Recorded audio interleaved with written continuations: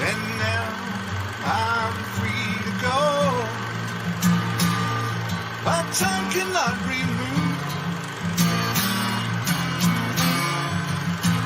the only life I know, and only time will prove, yes, only time will prove if I have lost my way.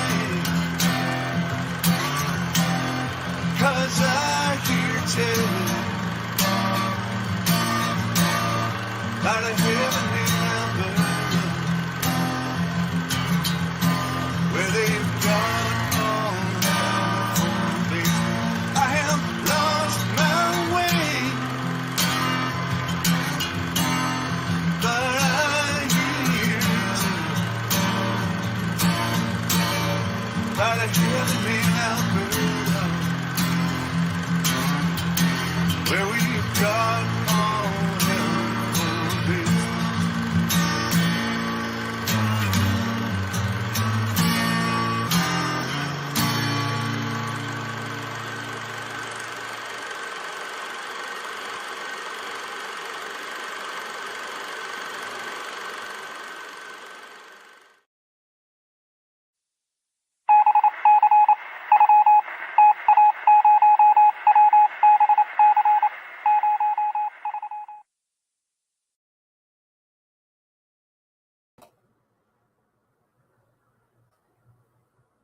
Hi, everyone.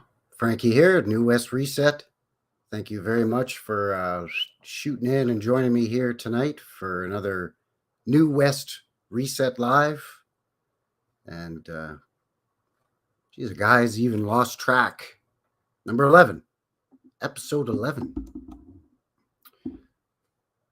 So, thanks a lot for joining me here tonight. We're talking about Sandstone City, my hometown here in Calgary, Alberta, Canada. Old cow town, for a while known as Sandstone City.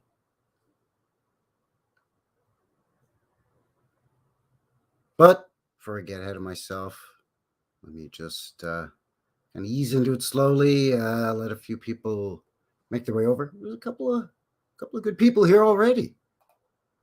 Bernie's here. Good to see you, Bernie.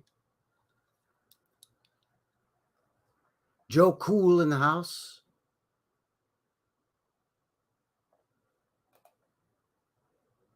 Oh, and he says, JJ says, hey as well. Hey, JJ, how you doing? Sig's here. So howdy, everybody. Welcome. So as mentioned, episode 11, we're going to be talking about Calgary. Now, let me pull up on the old maps here, the old Google Maps, Google Earth. Let me just pull it up on the old interwebs magic box here, just to give you an idea of where we're at. And let's see, I'm going to share. All right, and let's do this. Yoink.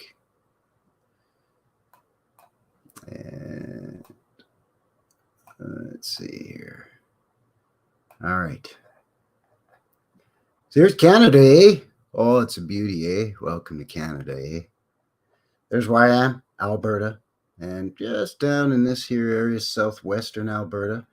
Speaking of Bernie, my neighbor, he's in here in Calgary as well. So this is the Canadian Rocky Mountains. There's the American border. I find it odd that in the U.S., by the way, you call the indigenous people down there Blackfeet. We call them Blackfoot. It's weird. Anyway, so yeah, here's where yours truly is coming from. So you can see there's good old US of A down there. So Alberta is pretty good size. It's roughly the size of the great state of Texas, roughly. It goes all the way up here to the Northwest Territories. Now, at one point prior to 1803, the Louisiana Purchase, The Louisiana Territory is obviously from here all the way up in through this area here, and even north of what is now the Canadian-American border right here, and kind of up into getting close to my neck of the woods, was considered part of the Louisiana Territories. And actually, the Oregon Territories made up of Oregon, Idaho, Washington, and parts of what are now British Columbia, Canada. So the Oregon Territory, which was the United States, at one point came up in here, north of Vancouver Island here in Canada. And in older source maps, this area here is known as parts unknown.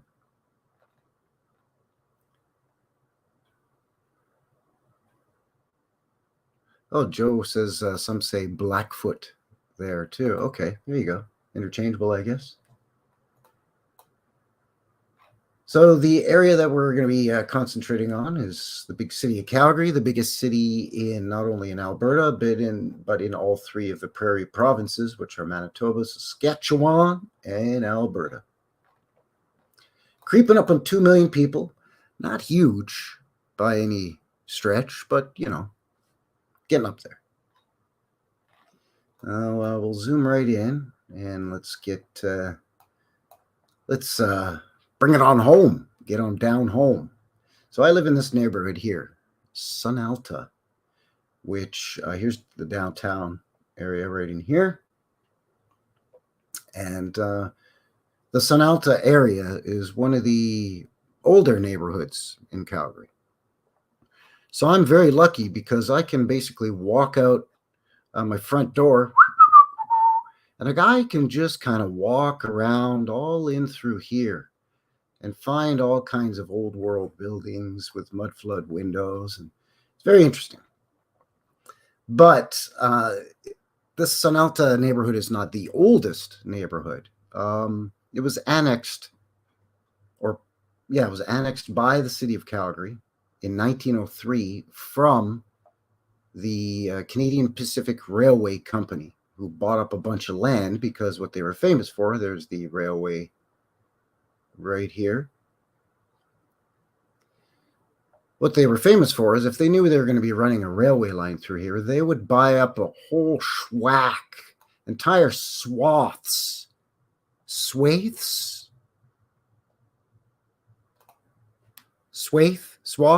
anyway, entire swaths of land on either side of the railway tracks, put the track through, and then sell the land off, either to developers, to towns, the cities nearby, or even to individual residences, or to banks, or to real estate companies, you name it, right? Whoever, highest bidder. So all of this land in here, where I am in here, was formerly owned by the railroad. So 1903, purchased by the city, and by 1904 and 05, they started developing in this neighborhood in here, which is west of this 14th Street Southwest. This used to be the old town and later the old city boundary, 14th Street Southwest, and this 17th Avenue Southwest that you see right here. South of here, south of 17th Avenue, was, aside from a few homesteads and so on, it was pretty much farmland, grazing land, ranch lands.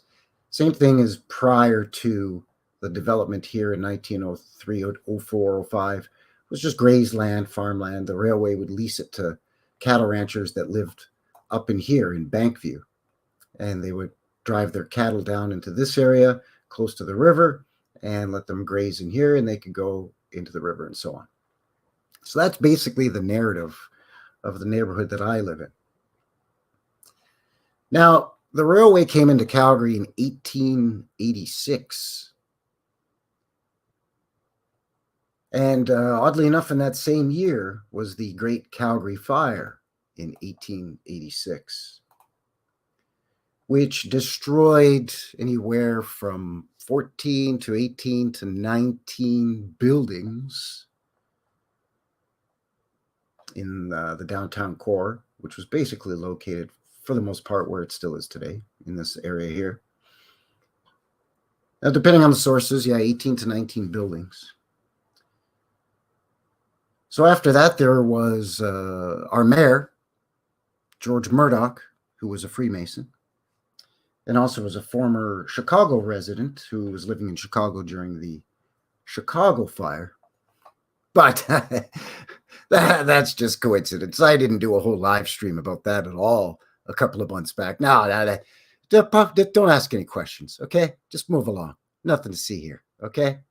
But anyway, George Murdoch, the mayor, decreed that going forward, any important buildings, any buildings that were going to be 2 stories or more, had to be constructed out of quote unquote fireproof material, stone or brick. No longer were you allowed to have wood framed structures that were banks, municipal or city buildings, provincial buildings, government buildings of any kind, schools, whatever, libraries, you name it. Even churches, if they were going to be a 2-story church, no, sorry, it's got to be brick or stone. So as a result, I'll stop sharing here for a second. So as a result, they started quarrying sandstone. So I'm going to give you, I'm just going to share another sort of a link here. Where are we? Boop, boop, boop, boop, boop. Just a quick, this is again, the official narrative of this is by a real estate company that as part of a city anniversary thing, did a quick little article. Here we go. So yeah, you can see that here. Hopefully that's coming in okay.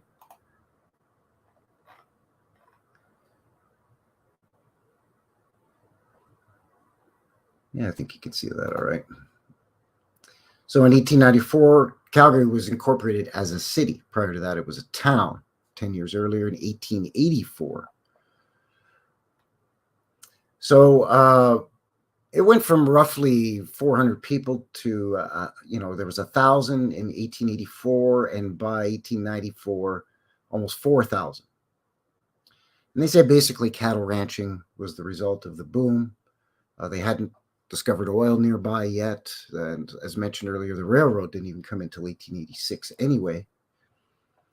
So Calgary kind of teetered for a while on complete and utter failure, according to the main narrative. But on November 7th, 1886, in the early morning hours, the city's first major fire erupted on what we now know today as Center Street and 9th Avenue Southwest in the downtown core. Wooden structure of Calgary didn't stand a chance, yada, yada, yada. Fueled by strong winds from the southwest. That's those Chinook winds I've talked about before. Despite the efforts, claim approximately, here they say 14 buildings, but there are also, I think Wikipedia says 18, and another source I found says 19. So again, take it with a very generous grain of salt. But they said, okay, hold your horses there, fellers. After that, now you can't build out of wood no more. Now you gotta do stone, fire retardant material, stone, brick, so on and so forth. So they found sandstone, a locally sourced material with such properties to be perfect fit. And less than 5 years later, there were 16. Now I thought it was 12, but apparently 16 sandstone quarries in and around Calgary, supplying the material for various developments. More than half the town's skilled laborers were either masons or stonecutters. Now that's stone masons, not Freemasons. I have to make that distinction because I think it was last summer I did a video on the old Freemasons Hall, and there was a plaque there, and I did a little research into that. And when they were building the new town hall, the new city hall, actually, in Calgary, out of sandstone, they had to bring in a bunch of masons from Winnipeg because there weren't enough here. So the Freemasons didn't really have a really significant, how do I put it here? A very significant presence in Calgary, at least as far as the general public is concerned, until sort of the teens, the 19 teens. But they were here prior to that. They were here from the very, very beginning. There just weren't enough of them. At least that's according to this narrative. Again, that's just the official story, right? So I pulled up from this website called The Everyday Tourist, I think. No, sorry, wrong one. There it is. Historian in Residence. And it's just, again, showing you where these quarries are. And I want to show you just all of these blue dots here are sandstone quarries. Okay. So I'm going to zoom in here. If you remember, this is where I live here, Sunalta. And right up the hill, which is why, by the way, I believe, and we'll get into that a little later on here. I don't want to, get too ahead of myself, but that's why I believe that some of these older neighborhoods were mud flooded in the not so distant past, because they all lay at the base of quite significant hills, whether it be Sunalta or parts of the downtown core or parts of the old East Village over by the Fort Calgary. But anyways, as mentioned, I live right here in Sunalta, and right here is the Oliver Quarry, the old Oliver Quarry. And it's right by the Sunalta School here, which I took video of, I think it was last year, maybe the year before as well, which is a beautiful, if memory serves, 2-story, potentially at one time a 3-story sandstone school with a nice little dome on the top, little bell tower dome. Anyway, this is one of the quarries, so you can see how close it is to my place. And speaking of Bernie lives up in this area, if I'm not mistaken, just up on the hill. So he would have been okay. He would not have gotten flooded by the mud flood. He would have been at the top of the hill. Maybe would have just had fun sliding down. But here's another one of those sandstone quarries. It's right here near Edworthy Park. And this is also supposedly where there was supposed to be a brick factory somewhere in this area. And weather permitting, soon Bernie and I are going to get together. Bernie, by the way, is a crypto alchemist here in the chat. But anyway, we're going to check out this area, do some boots on the ground, and see if we can find that place, eh? But anyways, that just shows you like all the sandstone quarries, all really close by. I mean, that logically, if you're building or rebuilding your downtown core, banks, libraries, businesses that were destroyed during a fire, ideally you would want to source your sandstone as close as possible to your building site. Now, railroad has come in by this point. And again, the railroad you can see comes right down here. The railroad runs in between 9th and 10th Avenues southwest. So the fire was concentrated on 9th Avenue and a bit on 8th Avenue. So the railway runs a block away. So they could transport the sandstone from the quarries, like here, for example, onto the railroad and bring it in to the downtown core. Sure, not a problem. But the amount of sandstone quarries is baffling to me. Was the competition so fierce that 16 quarries, 16, all thriving roughly around the same time? Now, the reason that I bring that up is because of the fact that, again, the narrative is that the fire happened in 1886. And around that time period, there was roughly, give or take a few hundred, about 4,000 people. Now, even giving with the narrative that they had to bring in stonemasons from as far away as Winnipeg downtown area after the 1886 1886 fire, it still doesn't seem like enough skilled hands and even just unskilled labor in general to be able to pull off the reconstruction of, or the new construction of new businesses, by the way, around the same time, all of Sandstone. And also, by the way, at the same time, there were buildings being constructed out of brick. I mean, it wasn't exclusively sandstone. Some of them were sandstone and brick, various degrees of in combination. A lot of them are 90% brick with a little bit of sandstone around the windows and, fancy pillars and so on and so forth, archways above doors and fancy detailing. And then some are the other way around, they're 80 or 90% sandstone with some red brick highlights. Oh, I saw a fellow here just sneak into the chat, by the way. He's from close by, Medicine Hat. Krazik, I'm sorry, I probably butchered the hell out of your name, brother, but welcome. Welcome, neighbor. Speaking of brick factories, Medicine Hat had Alberta's largest brick factory for decades. Old World Michigan's here. Howdy, good to see you.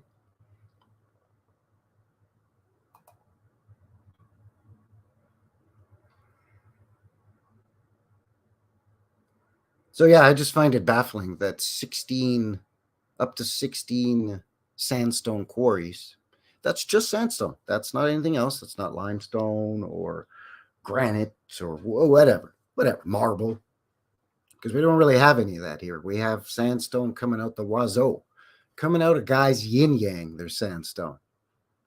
But 16 quarries. Now, and again, I understand they're not right in the town limits or the city limits.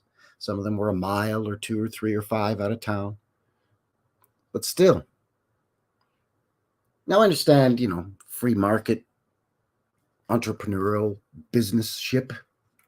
And you want to have healthy competition, but 16 sandstone quarry businesses constructing buildings in a city of anywhere from 4,000 to 5,000 people. Like, how many people were working in these factories? 4 or 5 in each factory? Because, again, by their very own narrative, Calgary was based on their cattle ranching. That was the local economy. That's what helped to sustain the early years of the city. And even through its first boom was the cattle ranching business. So it ain't cattle ranchers living in the downtown core in these sandstone buildings, and it ain't cattle ranchers that have these 2, 3, 4, sometimes 5-floor sandstone buildings downtown. What, are they going to keep their cows downtown in these buildings? No, obviously not. These are mercantiles and five and dime shops and, whatever, hotels and saloons and all that stuff, banks, some apartments and some private residences, of course, for the people that live in the city. But at this point, it's about 50-50 cattle ranchers and people that live in town. So why do you need 16 sandstone quarries in business whacking up all these buildings? When by their own narrative, not much of a boom. And anywhere from 14 to 19 buildings destroyed. Okay, that 19 is a lot. But even still, to keep that many quarries in business, through the teens and even into the 20s, some of them kept going right into World War II, actually, into the onset of World War II.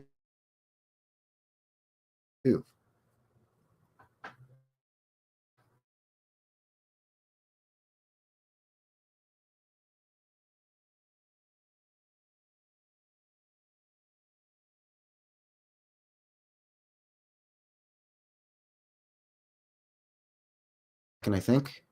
Not, yeah, having some problems.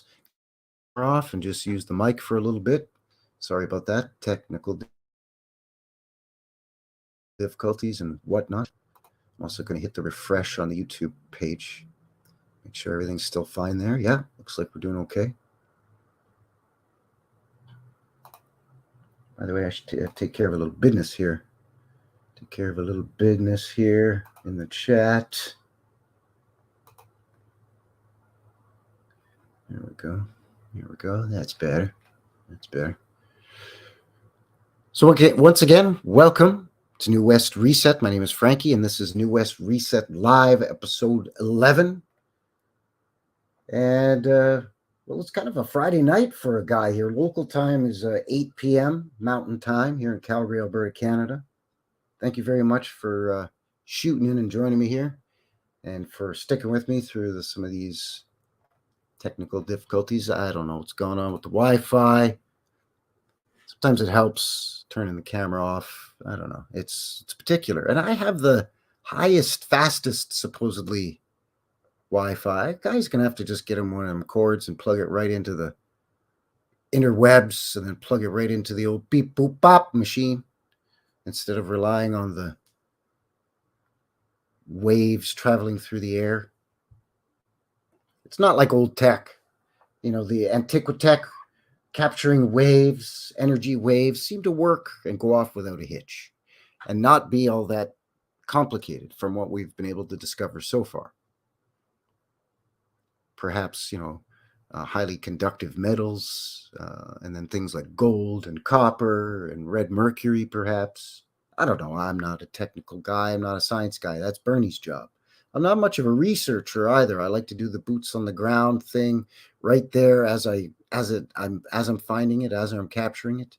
Somebody like Joe Cool's more of a technical guy, a researcher guy. JJ Organics is a research lady. I know where I live in the area that I live, and I know the narrative. And I do a bit of boots on the ground, or a bit of research after I've come home from shooting whatever it is that I'm filming for my boots on the ground. But I'm not a technical guy. See, Joe's saying need a Cat 5 cord for Ethernet hookups. See, there you go. Yeah, I think it would go from the modem Wi-Fi beep boop bopping thing that shoots out the signal. I would plug it into that. And then I would run the wire down the hallway here to my room and plug it into my desktop, I'm thinking. I don't know. I'll figure it out. But anyway. So yes, welcome to Joe Cool. Old World Michigan is here. Bernie's here, Crypto Alchemist. Oh, he says he'll rewatch later. Stopped. He stopped. Something's going on over there. Sig's here as well. And to those of you that will be, catching the rest after the fact or listening in afterwards, because I know it's, this is kind of an odd time. Like it's, in the evening for me here, but it might be super early in the morning or super late at night where you are. So if you're watching this after the fact, after the re-upload, thank you very much. I appreciate all of your support. Things have been going good here on the channel. New West Reset. Subscriber wise, yeah, that's great. Everything's going really good. But I'm talking more about just the subscribers themselves. You good people yourselves. You're really great with the comments, and you seem to enjoy the videos. You seem to enjoy not only the boots on the ground stuff, but the other stuff I do where I find old footage, most especially of trains. But I find old footage of Canada if I can, Canadian related, being a Canadian. When I put it to music and put it up, you seem to enjoy those as well. So yeah, I appreciate all the support and encouragement. Thank you. It's kind of nice considering, I'm kind of way out up here in the sticks in Calgary, Alberta, Canada, eh? And I've been seeing a lot of new faces, a lot of new names, a lot of new avatars, a lot of new good people coming by and commenting as well. So thank you very much. Lots going on over on my MeWe page as well. I quite like that spot over there. Links in the description, by the way. But yeah, my MeWe page over at the MeWe social networking platform, whatever you want to call it. kind of cool over there. I found out about it through Stuff Beagle because he has a mud flood club over there. There's hundreds of members there. You can just follow the links and find your way over there and join. And it's really cool. People can share video and photos and audio clips and all kinds of stuff. And it's a it's a pretty good functioning platform. You can comment on it and all the usual rigmarole. So when I signed up for Stuff Beagle's Mud Flood Club over there, that's hard to say, Mud Flood Club.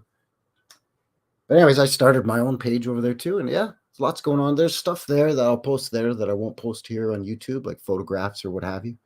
Or if something gets removed for some kind of BS copyright thing, or where I'm just not following the narrative and not pulling the status quo. A guy doesn't like to do that, so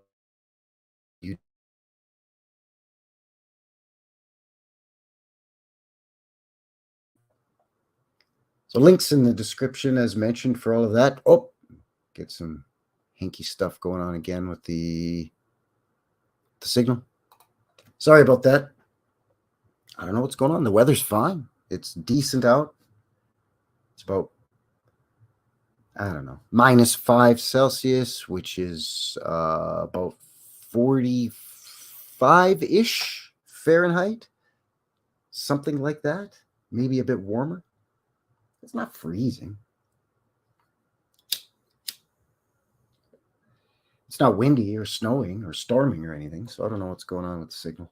It's probably just because it's a busy time of day and I'm doing the Wi-Fi thing instead of the hardwired Ethernet thingy. But anyway, thanks for your patience. Thanks for sticking through. And again, thanks to all the new faces and names, all you good people coming by, showing your support.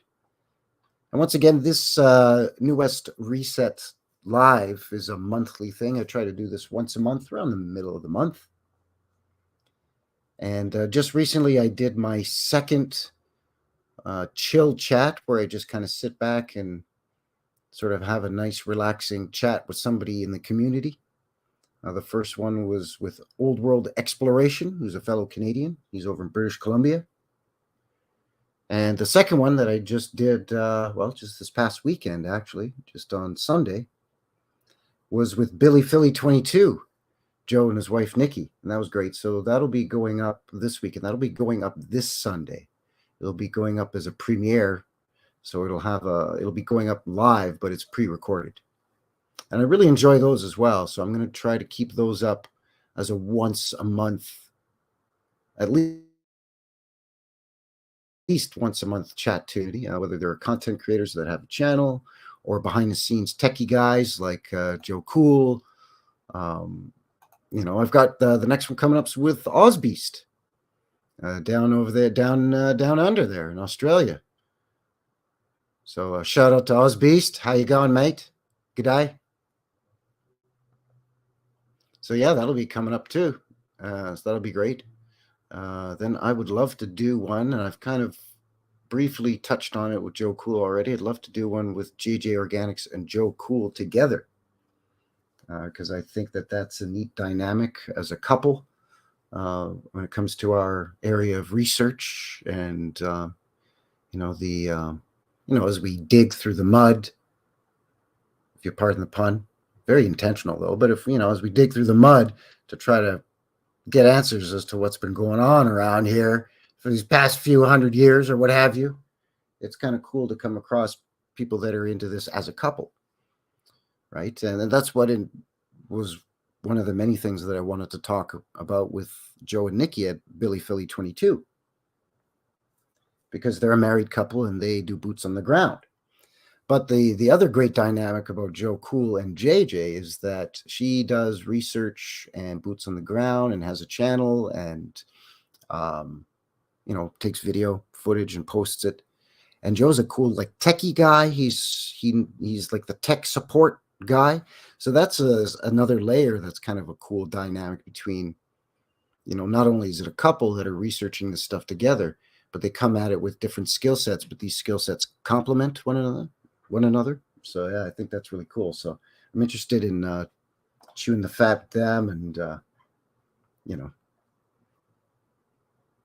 kind of getting to know not only them personally on a little bit more, on a better level, but also just kind of pick their brains as to how they enjoy the research coming at it as a team, kind of double teaming it, because I think that's really interesting.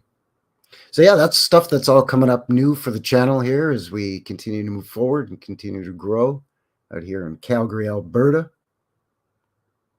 And as mentioned, weather permitting, it's probably going to have to wait till spring or summer now because, we've had snow. So even when the weather warms up with those Chinook winds that we get throughout the winter and the snow melts, it's still kind of muddy and gross and yucky and mucky and dirty and slimy and sticky and gooey and ooey out where that brick factory is supposed to be that Bernie and I were going to try to check out. So I think come spring, summer, that's a project to look forward to as well. Is Bernie from Crypto Alchemist and I are going to try to get out to that location, do some boots in the ground, and see if we can find remnants of old structures, because there's photos online. Oh, there's photos. Oh yeah, you can go online and you can find photos of the former Calgary brick factory called the Brick Burn Factory Works. Oh, absolutely.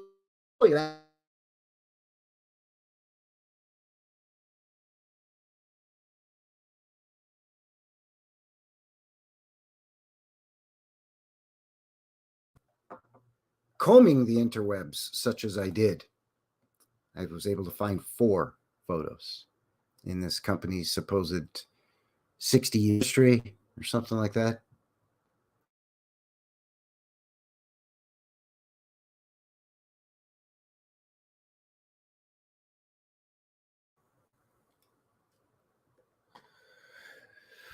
And as the winter rolls in, unfortunately, the boots on the ground videos are going to be short but sweet.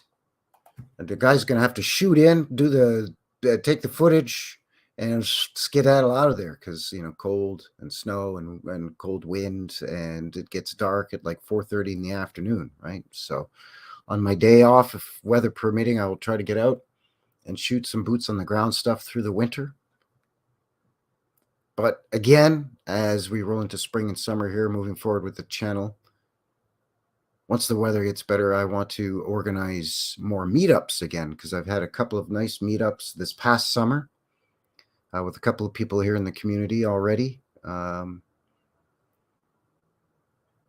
that's something that I want to go forward with. My friend Vincent and I have done a couple of meetups, he and I already, and have checked out different parts of the city and had great conversations and chats and gone out for a bite to eat and a couple of wobbly pops.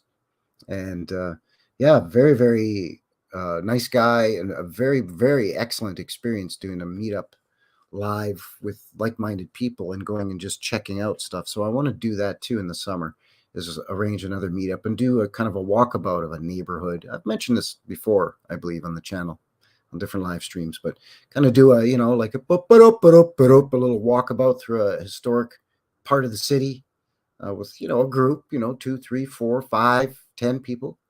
So yeah, if you live in the city or if you live nearby and you think you're going to be in the city on a, I don't know, probably on a weekend would be easier for most people, on a Sunday, late morning through afternoon, we do a walkabout walking tour of part of the city, and I'll shoot some footage. And yeah, I just think it would be a great opportunity. So yeah, that's something else as we move forward into the summer here at New West Reset.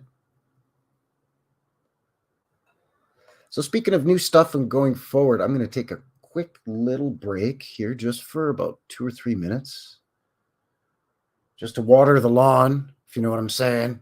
And but I've got a new intro video that I've made. So I want to just let that play, and you folks tell me what you think. It's only just about a minute and a half long.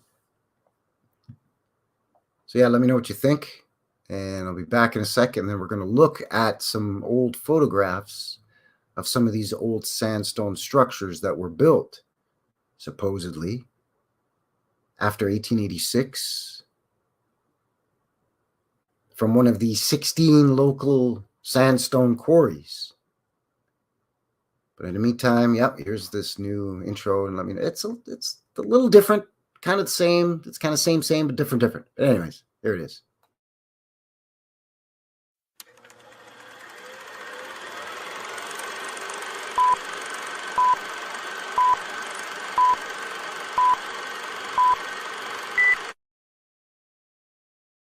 And now I'm free to go.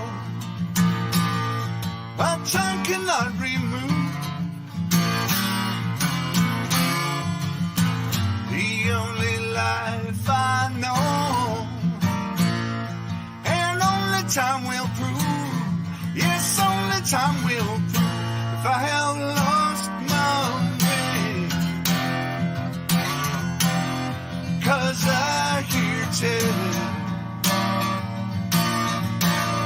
about a heaven in Alberta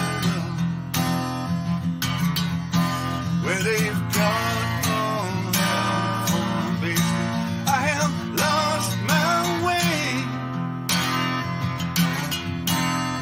but I hear tell about a heaven in Alberta where we've got all hell for basement.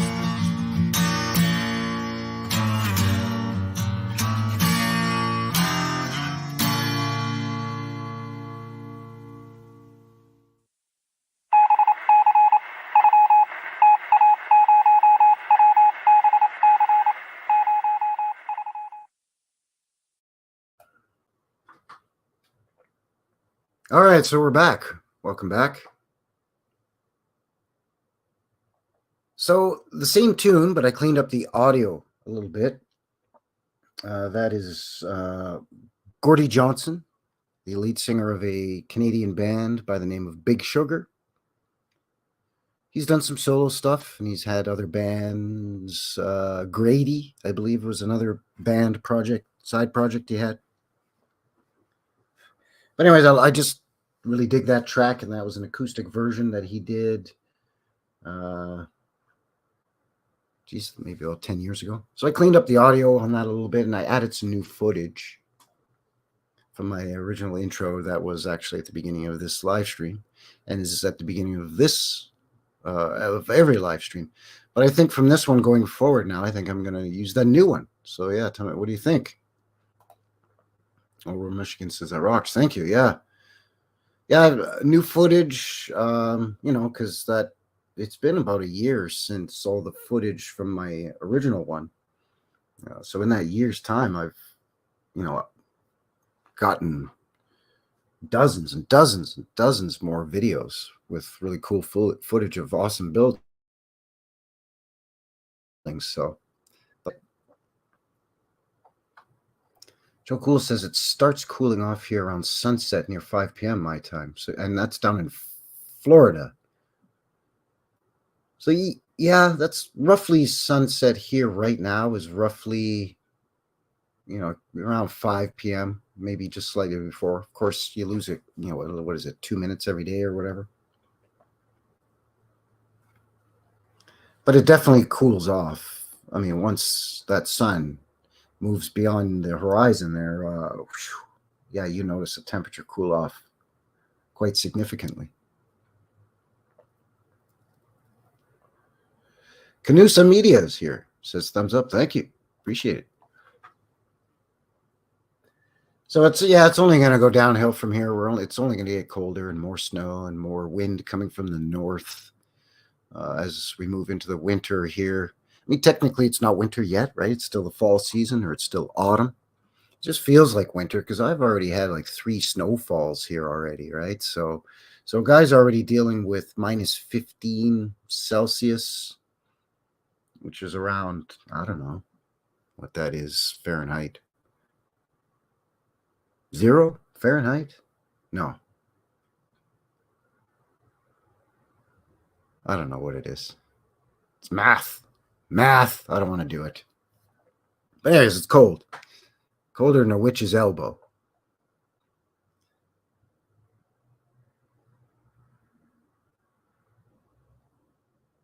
So what do you say we look at some photographs? Aye, some photographs. Nudge, nudge, wink, wink, say no more. Let's see what we got here. I actually named the folder, or gave the folder a more appropriate name this time, as opposed to just calling it odds and sods like the last stream. You gotta want to be more specific when you're naming your folders. Odds and sods folder. Yeah. That works great.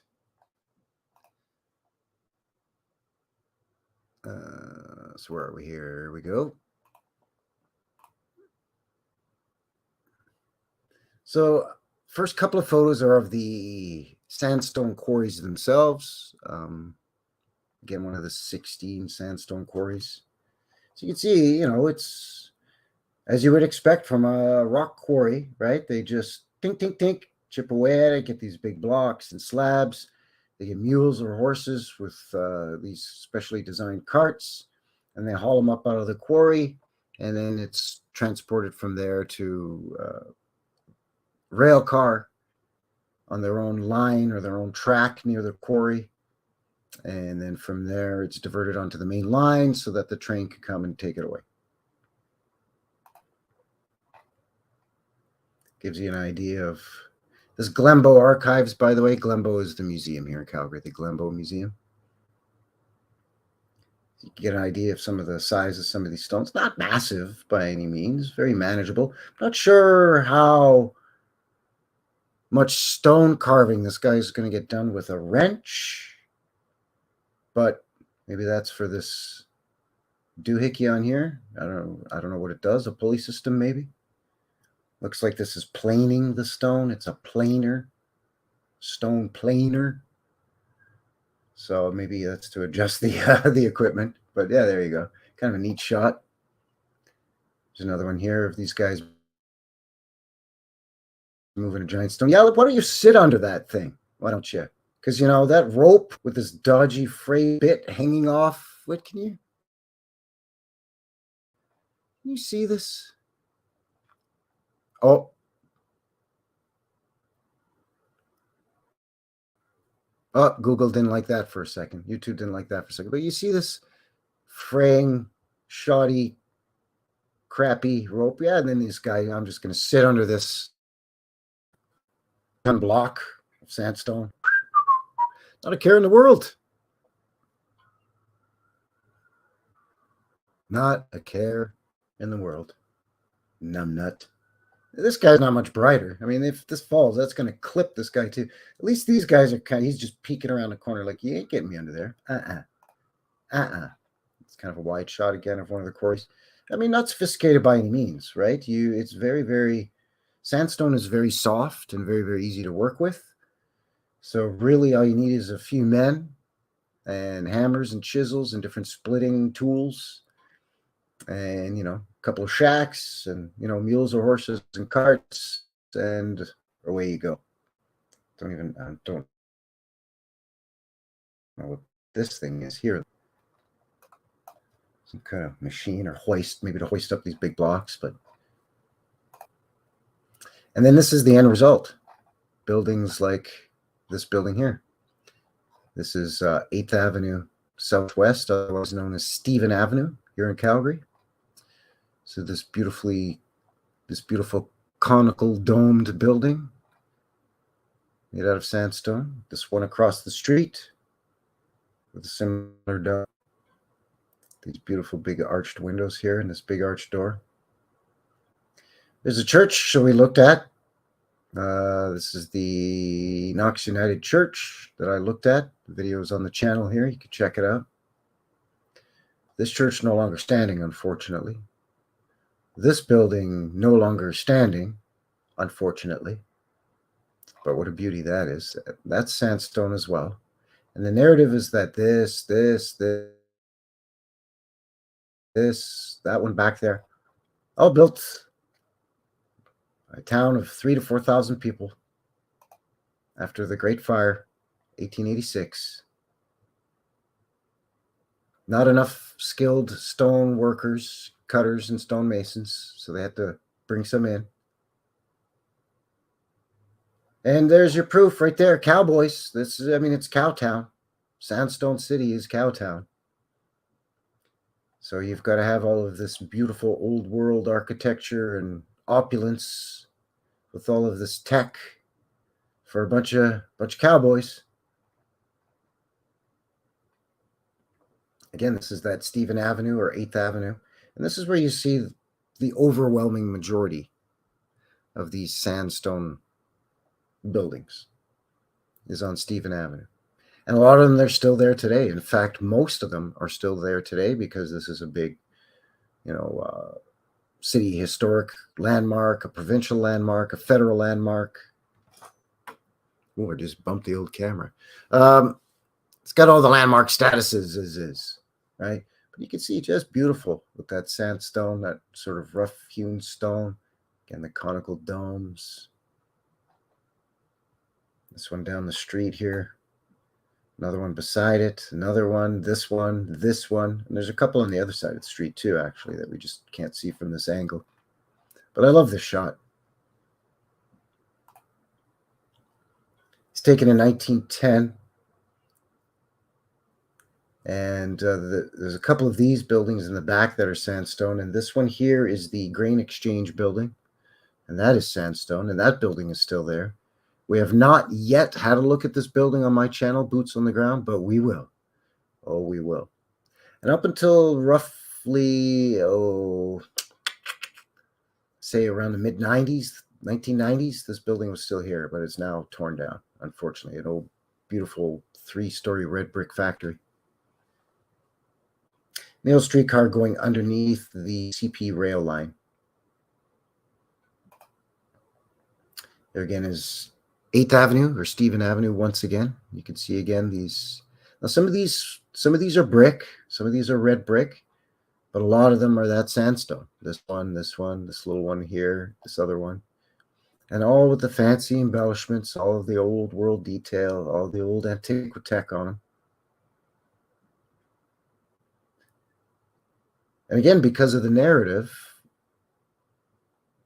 the next street over, this street here on the other side of these buildings, is the Palliser Hotel, which is made out of red brick, by the way, which is 9th Avenue. That was the concentration of the fire. So this whole area was devastated. So they had to rebuild on 9th Avenue, now using brick or sandstone.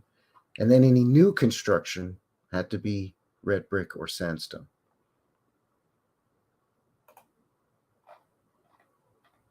I love the juxtaposition of this shot. So you have these beautiful, huge 3, maybe even potentially 4-story sandstone buildings, big arched windows, conical domes, antiquitech on them. But then you got crappy wooden sidewalks, crappy dirt road, and you'll have to excuse the quality of the photo, and then horse and buggy. So it just looks out of place to me. I mean, these 2 buildings in particular on this, and these are both still there. We will look at these in the summertime as we go do a walkabout tour or walking tour of Stephen Avenue. But just the juxtaposition of this and this, most especially to the horse and buggy with the dirt and the crud and the mud. There's a couple of dogs there. There you go.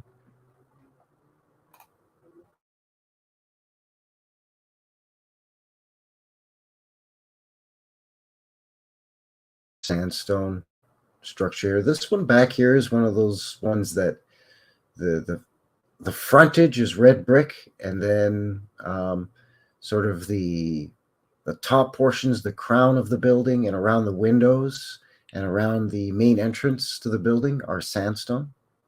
So that's a nice example of both.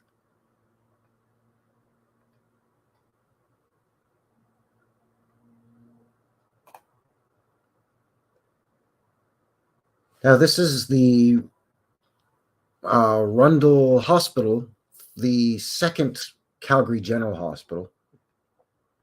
This building no longer is standing. There are some ruins there that are called the Rundle Ruins now, and they're by the old Fort Calgary. And that's one spot that's on my list to go and check out and do some boots on the ground. But there's some remains of some of these lower mud-flooded windows and portions of walls that remain. But the rest was, I can't remember what happened. It was torn down or destroyed in fire. But I know the first General Hospital was a 2-story wooden structure that just looked basically like a huge house, right? And then they outgrew that one and they built this one. And then this was either destroyed or something happened. I can't remember. And then they built a third hospital, which eventually that was torn down. But anyway, you can see this was also built from that, supposedly that locally sourced sandstone. You can see the big huge arches. See here, you got to go upstairs to get to the main door, and there's something playing peekaboo. It's a little something playing a little peekaboo shooting out of the ground down in here. These look mud flooded to me. These look like they should be the same size as this one and this one, right? These two windows are identical in size. So this looks to me like it wants to be, or it is, or it should have been the same. And then that would make this a door.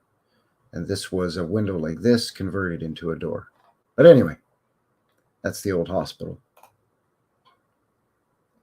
There's another shot, kind of sort of on that Stephen Avenue or 8th Avenue. It's this road running horizontally this way is 8th Avenue Southwest again.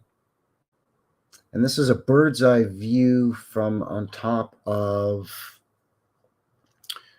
I think, the Grain Exchange building. Either that or the Alberta Hotel. Again, there's that building with the conical dome, and then the one across the street. Then there's that church in the background.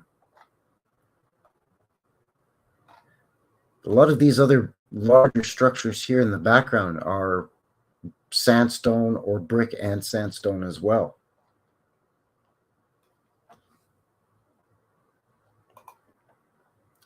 So this is the City Hall. This is actually, again, the second City Hall. The original Town Hall was a 2-floor wooden structure that, you guessed it, was destroyed in a fire. So then they built this, which is a beautiful building. But this was constructed in somewhere between 1905 and 1910. The exact date escapes me. You can't quite see it on here, but again, around this time period, Calgary was not a huge, big, bustling city yet. Yeah, the railroad had come in at this point already. Yes, they hadn't discovered oil yet. So it's basically still agricultural economy, farming and ranching for the most part. I mean, there's a lot of factories and businesses here now and breweries and all that stuff, of course, but still the backbone is cattle ranching. Beautiful structure. Again, this is sandstone. Okay, all of this is sandstone. But you can see here, you've got to go up to get in, but then there's railings leading down over here, and looks to me like maybe potentially here too. This maybe goes down. But either way, you've got the huge tech on top with, you've got the one in the middle and then the one on each of the 4 corners. We've got 1, 2, and on the other side, 3, 4 of these same things, and then one in the middle. You can't really tell from this angle, but it's the same thing as this with the 5, right? One in the middle. But big arched windows, little tiny arched windows here. Beautiful details, all out of sandstone. I mean, it's not super fancy. There's not a lot of elaborate carvings, but there's a lot of that dog toothing or sawtooth along here, and just a lot of really great work. And it's just a beautiful old world building. Like, to me, this is an old world build. To me, this one in the back potentially is old world. So this looks even more majestic and kind of out of place, even compared to this one.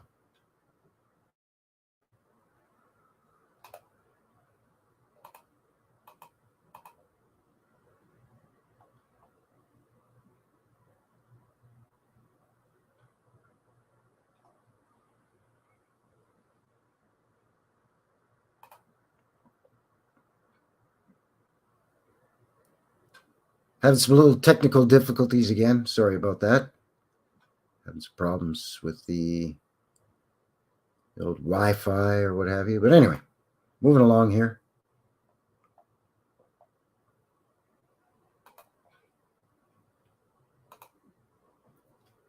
This is another 8th Avenue. There's a lot of these a lot of these photos are going to be 8th Avenue, or also known as Stevens Avenue. This is 1920s. But again, that's because the majority of these buildings are along that stretch.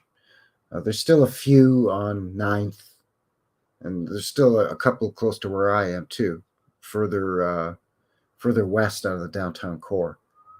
But this was sort of the main artery of the city. This was sort of the heart of the city, really, was Stevens Avenue or 8th Avenue. So any construction during the hustle and bustle boom times would have occurred around here, as well as, again, the reconstructions from the fire. So that's why a lot of these buildings are all concentrated in this area, according to the narrative. You can see some nice details in the archways above these windows. Yeah, just really neat. So unfortunately, as mentioned, this one in the back is no longer here. Unfortunately, St. James School is gone. But this Central Methodist United Church is still there. We've hit that with the camera. That's there. This, unfortunately, is gone. But the reason why I wanted to show this picture is to show that even a lot of the homes, what they had was the first level will be, it's going to be hard to tell, but the first floor will be sandstone, and then the second floor brick. And in a lot of cases, even if the entire building, like this one here, is brick, they'll put sandstone around the windows, and again, as mentioned, around the doors and so on. This is kind of a neat shot, this big wide angle shot. This is the Lougheed House. This was, he was a Canadian senator. He was also our premier, one of our provincial premiers. It's like a state congressman, I guess you could say. No, governor. It's like a state governor. He was our premier. And I took video of this not last summer, but before, and this is a beautiful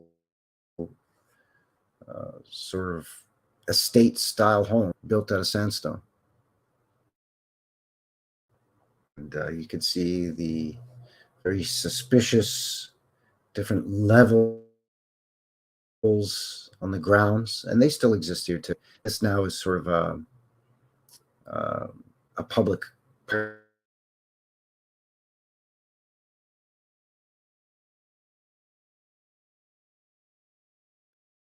a little tree planted area around here. But basically this terrace level and this level still exist, but very suspicious here how you have this second level, which is quite tall and stately. And again, this peaked sort of conical dome here on the other side of the house with the tech. But then this main floor,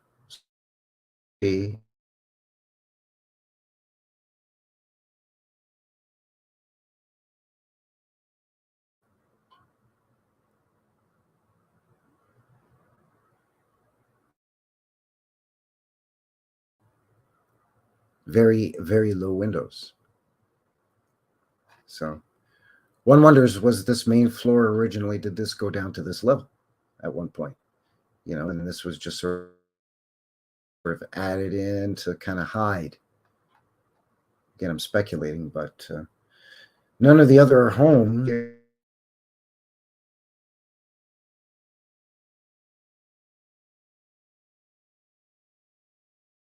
so, yeah, just kind of a interesting picture, but a beautiful, beautiful house. Another shot of 8th Avenue, but this is further down. This is some of the not quite so opulent buildings, but you can still see example of the fine stonework there of the sandstone around all the arches here. And this other building here with this fancy columned entranceway. And this also would have been made out of sandstone, these types of details, but what they do is they just give it a nice smooth finished look instead of leaving it sort of this rough look. And then these pillars could be sandstone, or they could very well be some other type of stone. But generally speaking, I think this building is still there, and I want to say that that is sandstone as well. But even a lot of these details up here that we often see, these sort of urn-looking, techie, bobule little thingies up here, these would be sandstone as well. These up here also. So they really stretched out that there sandstone. They put it to work. This is the United States Settlers Hotel. There was a mercantile on the main floor and a sort of a hotel up above. This building is still here. And I have not shot this building yet. But this is another fine example of brick and then sandstone all in these arches and all on these windowsills, as well as all of this detail all along here is all sandstone. And this down here may very well, yeah, that's sandstone down these corners as well. And we see a lot of that here in Calgary. Or as mentioned, the other way around, where it's mostly sandstone and then they'll do some little brick inlays. Also love the chuck wagons, stagecoach style chuck wagons, and then the old buggy, horse and buggy here.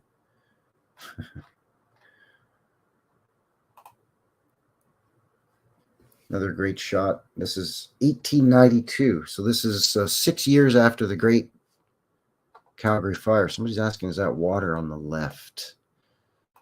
Go back. Where are you looking? Were you looking at this one? Or this one? Is this water? No, this is what do you call it? Paving stone. This is paving stone, and this is grass here on the front. This is the shadow here of the house, because the sun is over here. It's casting a shadow. So this is the shadow of the house on the front lawn, but this is actually paving stone. And that paving stone is no longer there. It's now gravel, just like a sort of a pea gravel. But then parallel to that, right along here, is a paved path, walking pathway.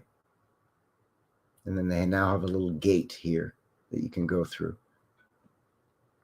So if that's what you were talking about, yeah, no, that's not water. But I could see how that kind of, yeah, it kind of looks like it could be sort of a moat, and this is a wall, right? And it is a wall. This part here, it's stuck now. Yeah, this part here is a wall. And that's no longer there either, this wall.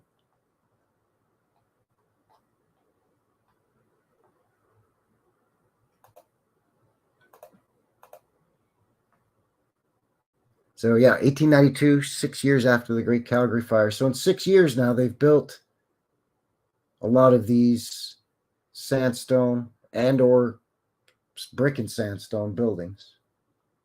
Some of them, sure, it's doable. It's a pretty small little 2-story building here, sure. This one's a little fancier. You can see the sandstone there. This one 3 stories with some archwork and some detail. This one 3 stories with the arches. So, you're kind of looking at the conditions, big, wide, muddy streets with the horse shit all over the place. Wooden sidewalks, it looks like. Horse and buggy. They do look like they do have electric in at this point, 1892. Yeah, they would have had electric in at this point and telegraph. But no streetcar yet.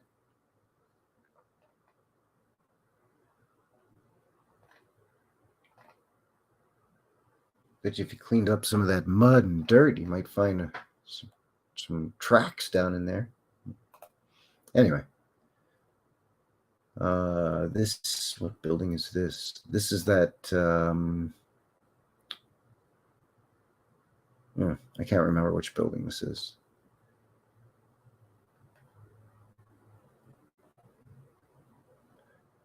The Canadian Agricultural Coal and Colonization So that says Canadian Association Coal. Looks like coal and colonization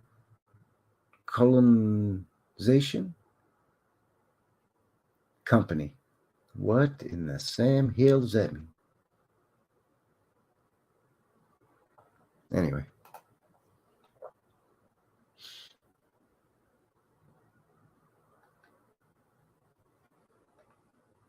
Again, big, beautiful sandstone building.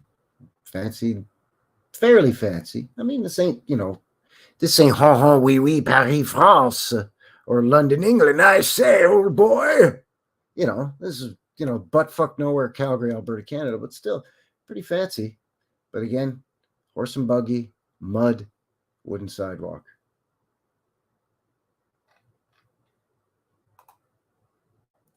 This building, I wish was still here. I wish. Unfortunately, it is not. This photo is from 1924, I believe. Ish. But this is the old CP Rail main train station. This building from here, this short, long, narrow one, or it's kind of narrow from street to track. The train runs behind this building. So from here all the way down here was the main terminal for the Calgary train station for CP Rail, Canadian Pacific Railway. And it is built out of locally sourced, and my apologies, not the best picture, but it is built out of locally sourced sandstone. There's a huge arch, or there was, like I said, it's gone now, a huge arched entrance here, sort of a double door, big, huge, tall, like 15, 16-foot doors. There were columns here with arched windows on the second floor and then rectangular windows here on the third floor. You can see a little bit of that here on the side. But yeah, this whole thing was beautiful sandstone building. And they tore it down, and this is now where the Calgary Tower basically stands now. This building in the back is still there. It is now the one of the loft buildings, I can't remember, Hudson Lofts, I believe. And this building here in the foreground is still there. This is the northeast corner of the Palliser Hotel, which is a CP Rail owned hotel, like the famous Chateau Frontenac in Quebec City is a railroad owned hotel, like the Banff Springs Hotel, the famous Banff Springs Hotel here in Banff, Alberta, is a CP Rail hotel. And this building still exists, and I have not hit this building yet, boots on the ground, but I plan on it.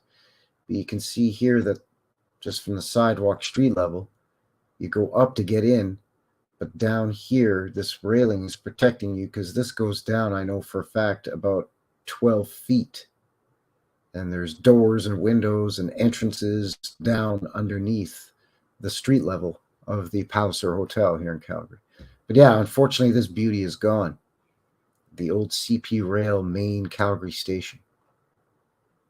I think I uploaded a video of old footage of CP Rail trip across Canada a couple of months ago here on the channel.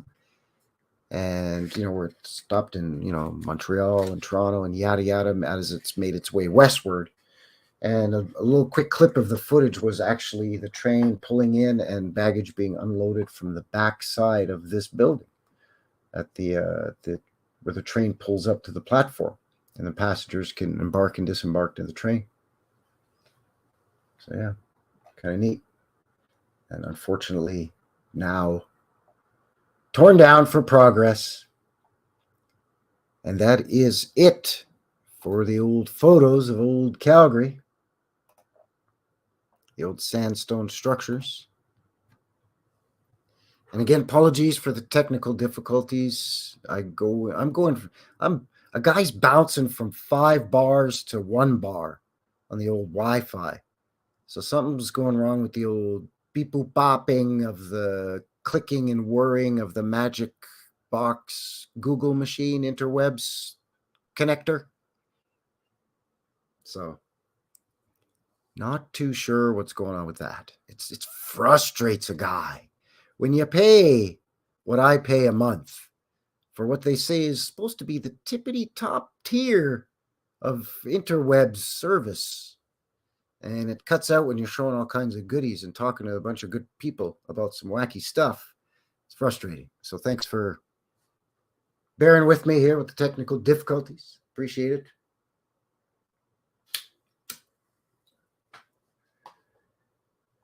So I'm going to wind it down shortly, but I noticed there's a couple questions in the chat. So what I'm going to do is scroll way back to the beginning of the chat here and kind of roll down, address any questions. And if you have a question that you want to ask,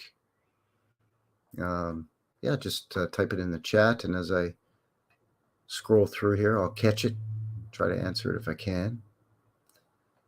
Once again, thank you very much for joining me here. My name is Frankie. This is New West Reset Live.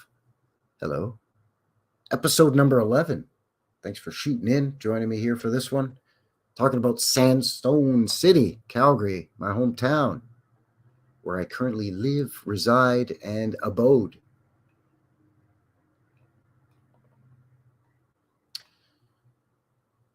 So the reason known as Sandstone City is because, well, a lot of the buildings were built of sandstone as a law, a decree, a bylaw, I believe, or some kind of construction building code that was implemented post the Great Calgary Fire of 1886, when up to between 14 and 19, details are sketchy. Buildings burnt to the ground. So they said, okay, from now on, any big buildings got to be brick, sandstone, stone, or masonry, or fire retardant material of some kind going forward. That is it. That is it. No wiggle room on that. If you're building your house, it can be wood, sure. But if you're building a school or a hotel, forget about it. Forget it. Take that idea and get it out of your head now. Go on now, get now, partner.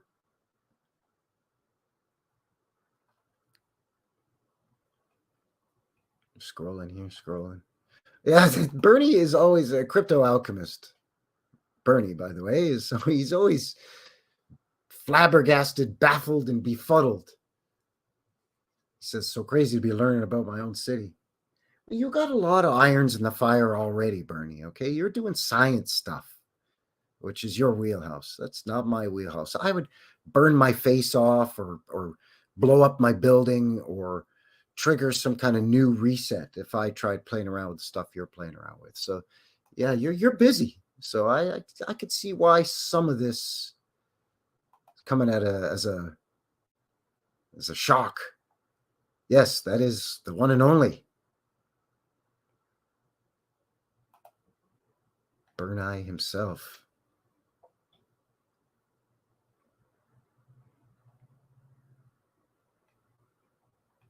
So I can't wait for the spring or summer when the weather gets better and we can take a walk together down Stephen Avenue and look at up close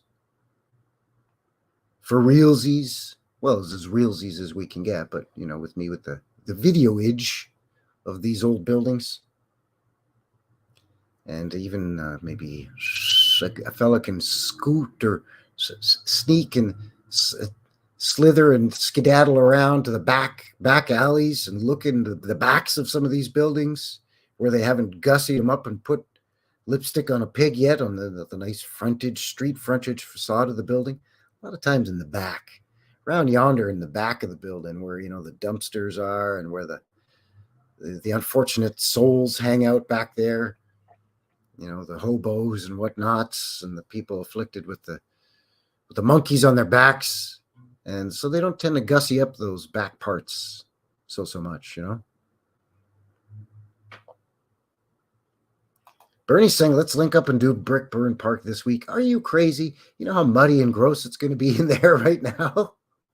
It is going to be so muddy from that snow and then the Chinook, the warm wind. Man, oh man. I mean, hey, we can give it a shot, but gonna have to invent some new kind of footwear, like the mud version of a snowshoe.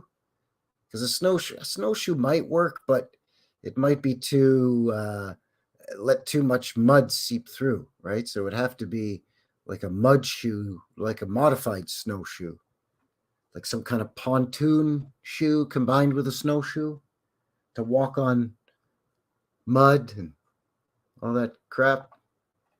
But hey, we can give her a shot.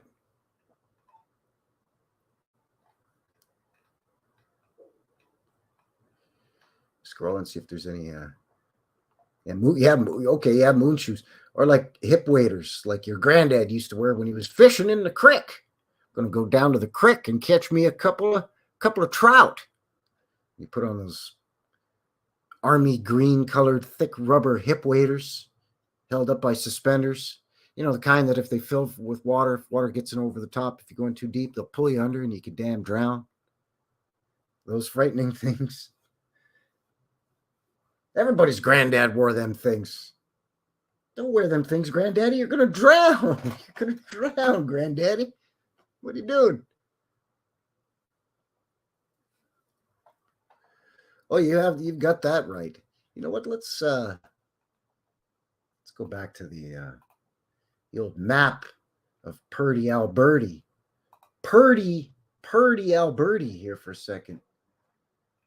Because yeah, exactly what you're talking about. There's some wacky stuff going on with the topography and whatnot of Calgary. Let's see if this will let me do this. Let's hide this. Let's turn off the camera.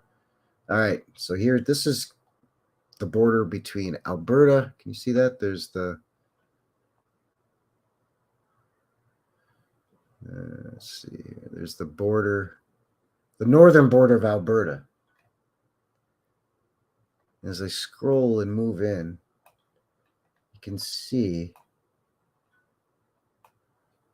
here's the Cornwall Lakes. Like this is just what in Canada what we call muskeg. It's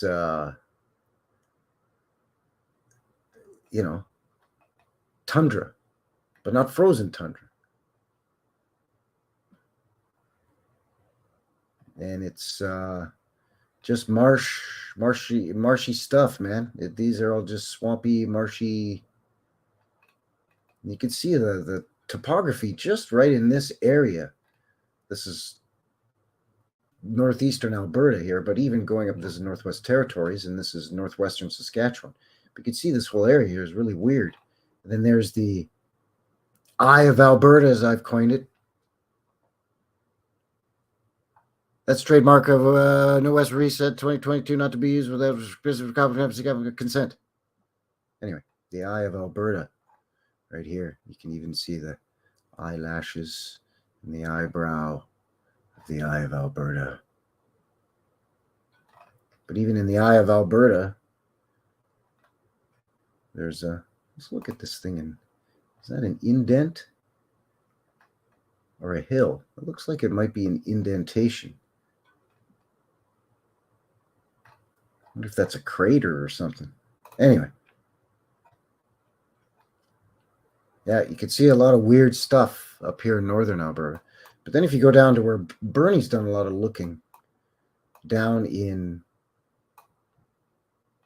this sort of area in the Badlands. And this is very, very similar to the area that we see shown on John Levi's channel in Utah, right? I mean, he's just right down here, for crying out loud. He's just right down in here. But all of this is the same sort of topography, this sort of Badlands, high desert, very arid, very dry, lots of hoodoos. You know, it looks like the Coyote and Roadrunner cartoons around in here. And this is Bernie's avatar that you see there in the chat, that face. That's somewhere around in here. Can't remember exactly where. But anyway. But you can see that Alberta's got a lot of weird stuff going on. It's a combination of desert badlands in here, and then grasslands and prairies. And then, of course, the foothills where we are here in Calgary, and then the Rocky Mountains. Not much in the way of lakes until you get into sort of central and north central Alberta. In southern Alberta, there's a couple of small man-made lakes, but nothing major. But the weirdest thing ever that I found in Alberta, in terms of, get to it here. All right.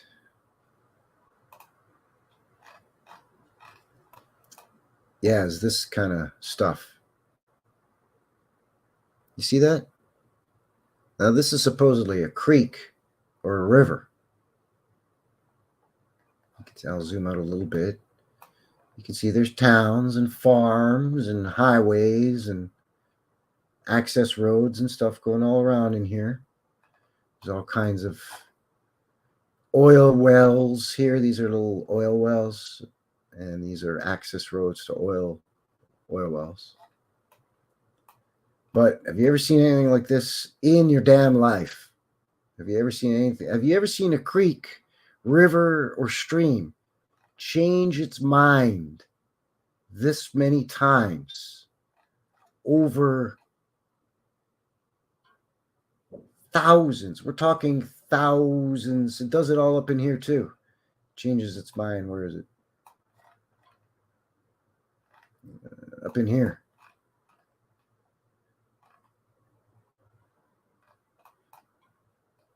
What's labeled Indian cabins. It changes its mind all up in here a bunch of times too.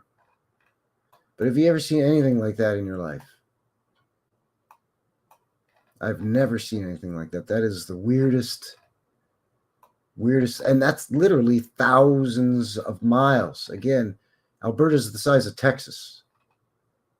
So this is going from way up in here, Meander River. Well, yeah, no shit. No shit, Meander River. Going from at least up in here, but further up, actually. All in through here. And then once it gets into this area, it just can't seem to make up its mind. Flippity-doing and flippity-flopping and swirling and curling and whirling all over the damn place. You can't tell me that, well, them's farmers, doing irrigation, because you don't irrigate like that. You irrigate directly to your crops. Boom. If this is your parcel of land, you're not going to go whoa, whoa, whoa, whoa, whoa to get to your land. You're going to go bam, straight. A guy ain't got time to mess around if you're a farmer or a rancher. But yeah, that crazy thing, it doesn't do it so much as you get further south. But up there, it does all kinds of weird, crazy. It does a little bit here too. Right? Isn't that weird? Yeah, it looks like spaghetti, right? Like, yeah. Mamma mia, I drop my spaghetti and make a big mess all over Alberta, Canada. Mamma mia, Madonna mia, che io se fai a mi spaghetti. Uè, cocuzzo stronzo, you drop the spaghetti. Vaffanculo. So anyway, I just thought that was, I can't remember how I found that. I think I was just trolling Google Maps of Alberta looking for star forts. And I came across, first it came across the Eye of Alberta. And I said, what in the Sam Hill is that thing? And then I came across that meandering river or creek or whatever it's called. And I'm like, what? What the what?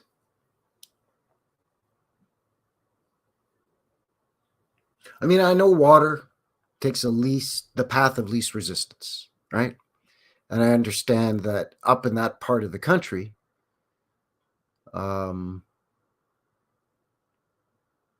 the winters last a lot longer and you get a lot more snowfall and a lot more ice buildup.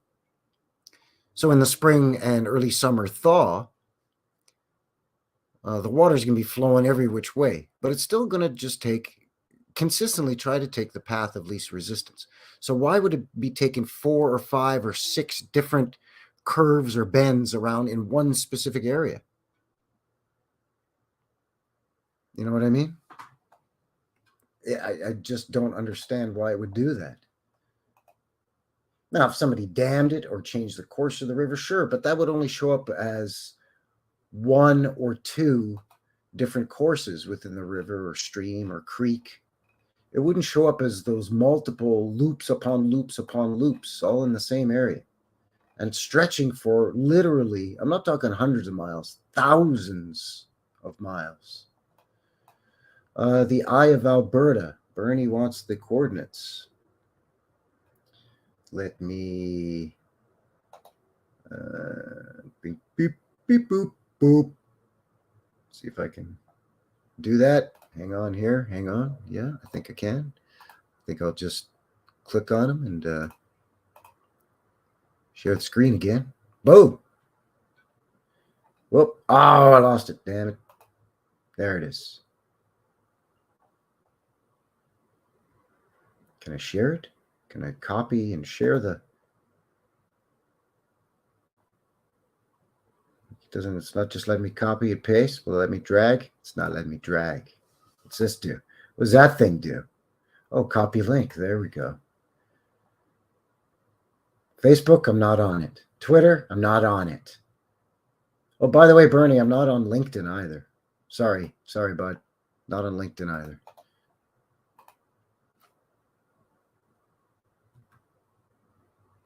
There, that should be it, I think. So yeah, there you go. Eye of Alberta. Eye of Alberta is the express trademark of New West Reset 2022, not to be reproduced without explicit written consent. Anyway, what's going on here? 9:06 p.m. I've been prattling on for about an hour and a half now, so I think I'm getting ready to wind it down here. What is the story with the Eye of Alberta? Well, that's the thing, is I don't know. Really, what I should do is just go to, I don't know, go to the university or go to the library. Just go to the university, to the geology department, and just find some guy and say, hey, what is this thing? And he'll be, oh, that's the blah blah blah, dummy. Didn't you know that, or whatever? I'd never really noticed it before on maps or anything. I don't know what it's called. When I saw it, I'm like, wow, it looks like the Eye of Africa, but in Alberta. So I just called it the Eye of Alberta, but I don't know what it is. It looks like it could be an impact crater of what they tell us impact craters are. But I don't know. I really don't know what it is. Could it have been a large lake that somehow drained, and that's all it's left now is filled with some of those marshy areas, that muskegee marshy stuff? I'm not really sure. Don't really know.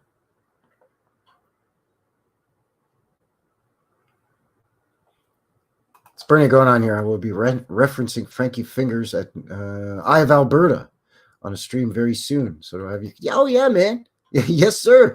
Yeah, go ahead. Go ahead and show that thing, man. Get it out there. Get people trying to figure out what it is. I mean, as you could see, it's not marked on Google Earth. Like, no matter how you zoom in on it and look at that geographic anomaly, it doesn't come up as such and such lake or such and such wildlife preserve area, which there's plenty of in Alberta. There's lots of wildlife preserves and stuff, protected wetlands and bird sanctuaries and national parks, provincial parks, all of that stuff. So if it was anything like that, it would be marked as, and it's nothing, as you saw, we zoomed in and it doesn't say anything. So It's huge though. It's massive. It's much bigger around the circumference of the city of Calgary. I mean, it's massive. It's. Let me look at it again. Let's you fellers got me all distracted now. Let's go back to it here for a second. I just want to have a look at it in terms of the general size of this here thing here. This here thing. Okay, I'll zoom out a bit. So there's Alberta, right? There's the Rockies. There's British Columbia. So the Rocky Mountains make up part of the border between Alberta and British Columbia. There's the American border. Okay. So there's Utah. And this whole area here, all the way down, if you follow the Rocky Mountains down, okay, and then also follow this sort of badlands, high desert badlands, it's the same geography all the way down into where John Levi is, down where Calebit Streets checks out all these areas. Colorado, Wyoming, Montana, very similar in terms of appearance to Alberta, especially southwestern Alberta. But then as you move up, Calgary is right here, close to the Rockies.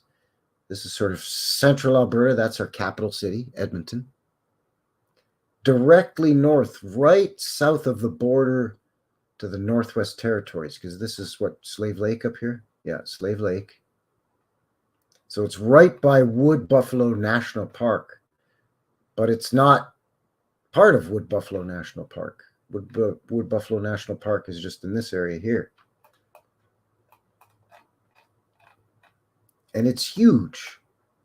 Like, it is huge. There's the eastern border to Alberta and Saskatchewan. There's the western border, Alberta, British Columbia. So this thing is about a quarter of that distance. So how does a guy, I see people do it and I don't know how to do it. The thing where you can measure stuff. I don't know. What do you do? Do you do this? No, that's not how you do this. No. Measure distance. There we go. Do that. Drag to change, click to remove. What's going on? It's not working. So I'm a technophobe.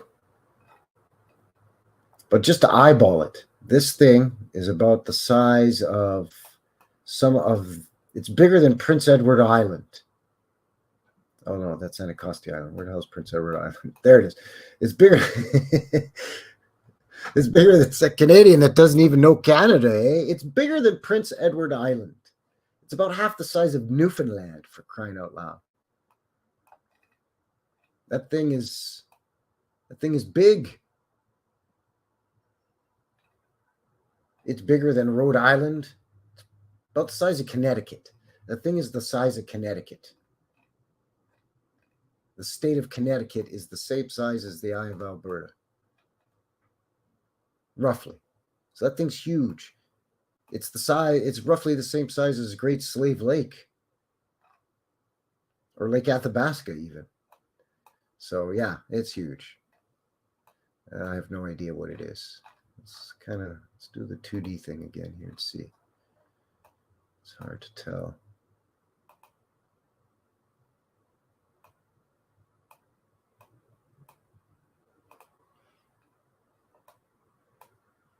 Looks like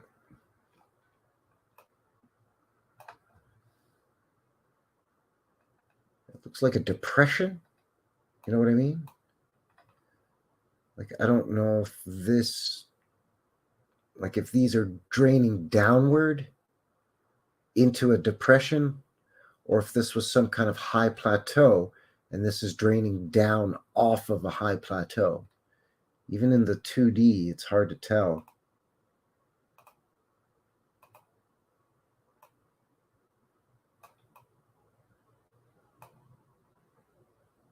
It looks to me like this is higher ground, and this Eye of Alberta is a depression, and this runoff from perhaps some of these lakes is running down and collecting into this depression. depression and eventually pooling into some of these smaller lakes. Wenzel Lake, what's this one? Pichimi Lake, it's a native Indian name, obviously. Yeah, so anyway, there you go.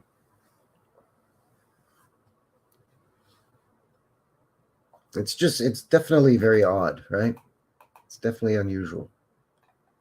And there's something weird here too, but this to me just really, it's shaped like an eye. You know, like this would be the bridge of the nose would be here almost. You know what I'm saying? So this is the inner corner of the eye and the outer edge of the eye. And again, this even looks like eyelashes coming up. And then the sort of the brow ridge here. But yeah, the topography of northern Canada, especially when you get up into the Northwest Territories and Nunavut, it's very marshy, muskeggy. It just looks like it's been battered and bashed all to hell. It looks very, very similar to, well, our neighbors over here. This sort of area all in here that's been battered and bashed all to hell too. That seems sort of marshy, muskeggy, tundra sort of stuff.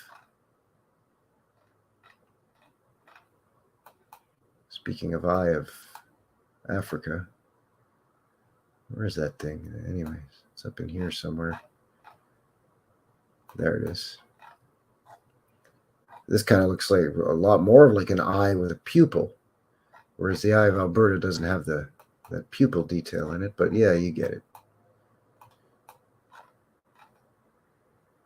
But it's big. It is definitely big. Again, Alberta is roughly the size of Texas. So that thing is huge.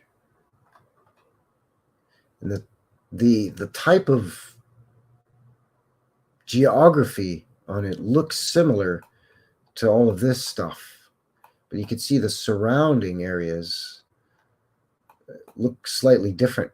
Looks greener. I don't know why this looks kind of muddy, mucky again, because this might be a basin.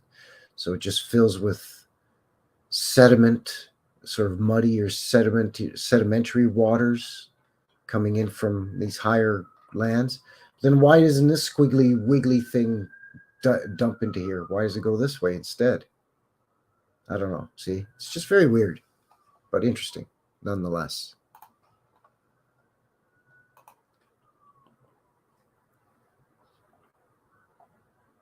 Yeah, I mean, who knows? Could be a mining operation, but again, massive though. Like I don't necessarily buy into like something that's 1,000 miles across is because it's a giant footprint from a giant. Like get on down the road with that shit.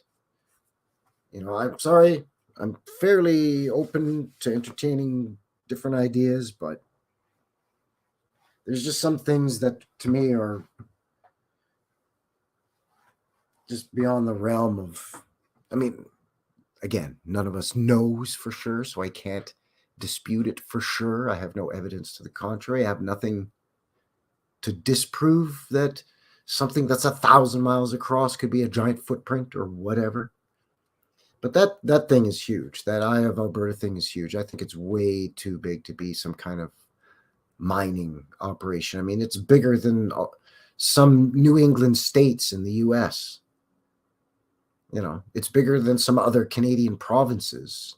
Some kind of geographic anomaly in my province of Alberta is bigger than other provinces here in Canada. So it's crazy.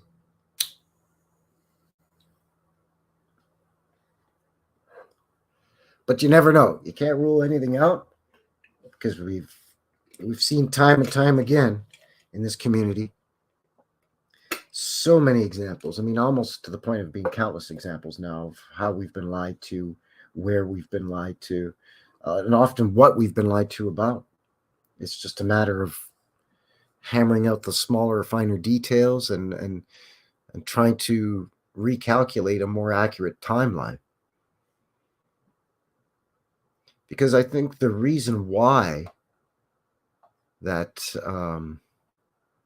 I think that Calgary specifically is a mud flood city is I just want to go back to the pictures for a second here. Bear with me as I just kind of scroll through them for a second. Just to show you. Yeah, here's the one I want to share. Okay, hang on a sec here.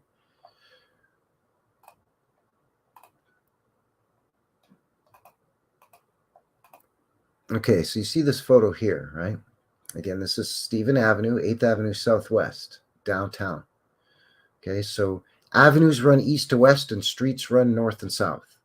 So this is 8th, and the further into downtown you get, the streets decrease till you get to Center Street and Center Avenue, basically. And as the further away you go, the higher or the increase in the numbers, right? So Center Avenue is down here. This is 8th Avenue. This is 7th Avenue, 6th Avenue, 5th Avenue, 4th, yada, yada, yada. But the reason why I think that this potentially was mud flooded in the past was because Calgary basically sits in a giant bowl. So if you see off here in the distance, this high hill area, this is flat prairie outside of the city. So to get from this point here, this main road, let's say, and if you were going to be going out here, out into the sticks to the ranch lands and farmlands out here, you have to go up a huge hill. You can see these houses here in the distance, here and here, and over here, these farms and ranches. They're up on this big hill. And you can even see evidence of where it looks like the hill has slid down here and here and here and here. Now, basically, Calgary is surrounded by a hill like this. Calgary lays down in a sort of a dip, or in sort of like a bowl shape, or like a dip. And then the river runs through the river valley right here, actually, as well. Let's see if there's another photo that gives reference to that. There's that's that same hill, but it's from slightly further down Stephen Avenue. But you can see here again all of this erosion where the land looks like it slid away. And this is to the north of downtown. But to the east of downtown, to the south of downtown, and to the west of downtown, it's the same situation. In fact, I live at the base of a hill that Bernie lives on the top of. And my old neighborhood of Sonalta, that they say was developed in 1903, has buildings with mud-flooded windows and buried arched windows. I've shown that in boots on the ground videos that I've got up on this channel. So you can see how this basically surrounds the city. So whatever it was that triggered this reset event, there's another example of it. Okay, so now this is looking west. So you can see to the west here, this is up on a high plateau as well. So you would have to ascend upwards, traveling westward out of the city. And it's still like that today. When you travel west, let's say towards Banff from Calgary, you've got to go up quite significantly. Same as if you go east, the direct opposite direction of this. This is west, so opposite behind us is east. Same thing, you've got to go up a huge hill to get back up onto the level prairies again. So Calgary's in this huge dip or a bowl surrounded by high lands. So that's why I think it was mud flooded. But as to what the catalyst was that caused that mud flood, I couldn't say. I have no idea.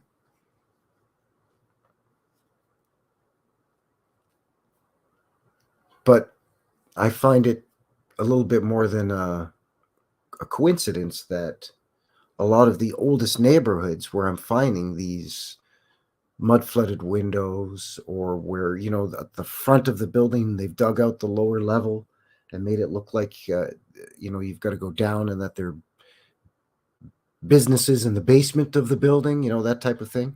All of those types of old world buildings that were mud flooded I'm finding in all of these older neighborhoods that are all right at the bases of these hills, at the lower base of these hills. So Sunalta, where I am, the old East Village, where that city hall was, and some of the pictures we looked at, over in Inglewood and by Fort Calgary, in on 17th Avenue Southwest, which I've already done a 1 hour sort of mud flood walking tour of. The entire south side of 17th Avenue is all uphill. 14th Street goes uphill. That intersection that at the beginning of this stream, when I was showing on the map, the intersection of 17th Avenue and 14th Street, there was the sort of the outer city limits at one point. Whether you're traveling further up 14th Street or further up 17th Avenue, you're ascending upward and going uphill. So whatever it was, whether it was some kind of natural weather anomaly or disaster, whether it was some kind of purposely triggered as of yet unknown method or tech or weapon, I don't know. This is all conjecture. I have absolutely no idea. But I've lived in this city for 42 years, and I've walked everywhere around sort of the downtown core and the older neighborhoods where I live. And all around you see that you get to a certain point and you've got to go uphill to ascend out of the city. And you can even see today the erosion whenever it rains or the snow melts. There's very slight erosion as the water runs down these hills. Now they can negate a lot of that by planting grass and trees and diverting some stuff and this and that. But you can still witness it. But the older evidence of erosion is on a much larger scale.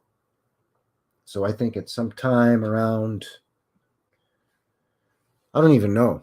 I want to say prior to David Thompson coming into this area, which was in the late 1790s. No, sorry, that was the fur trappers. David Thompson came out to this area around the same time as Lewis and Clark made their expedition, so right after the Louisiana Purchase. So I want to say that prior to 1803, there was some kind of event that caused a mud flood here in Calgary. At least from what I'm seeing from mud flooded windows and partially submerged arches and arched windows and entranceways into buildings. And these aren't basements. These are below ground level levels that have a basement level beneath those. I always find it funny when somebody says, you point out a really low window or a semi below ground window or a right at ground level window, which, basement windows you shouldn't put right at ground level. They should at least be a few inches off the ground, right? But always the common argument is, oh, well, that's just a basement window. They put those in there so they could get light down in there before electricity. It's like, okay, well, then why did they brick it up then? Why is it bricked up? Then they decide, oh, too much light is getting in here now, so I got to brick up these windows. So why go through all the bother of, because by their narrative, they put in basement windows to let light in. So they went through the effort to have basement windows either during construction or as a retrofit after the structure was built. They decide to knock in some holes and put in basement windows. But then they fill them in. So why go through the effort of putting them in the first place if you're going to brick them in or block them up or board them up? It's like what? Electricity came in, so now you don't want to use natural light. Now you want to pay for your electricity and have a higher electric bill by bricking up basement windows and just turning on lights down there all the time.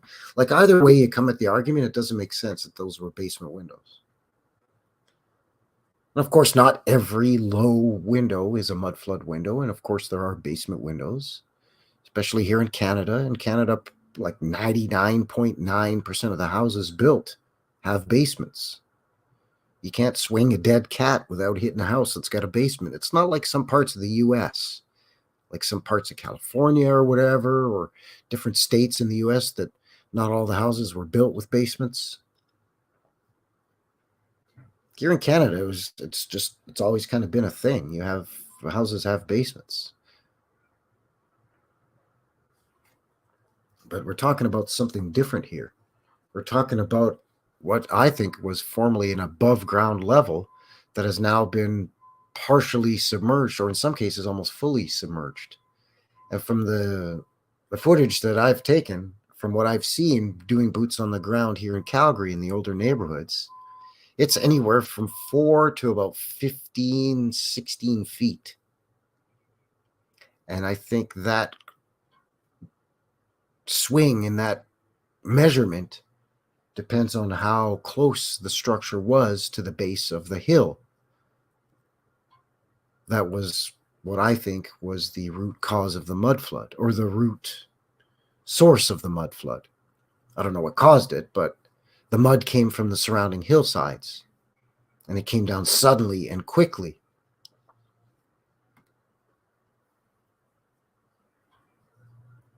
The closer you were to the base of the hill, the more mud you would have gotten. That's where you get your 15, 17 feet.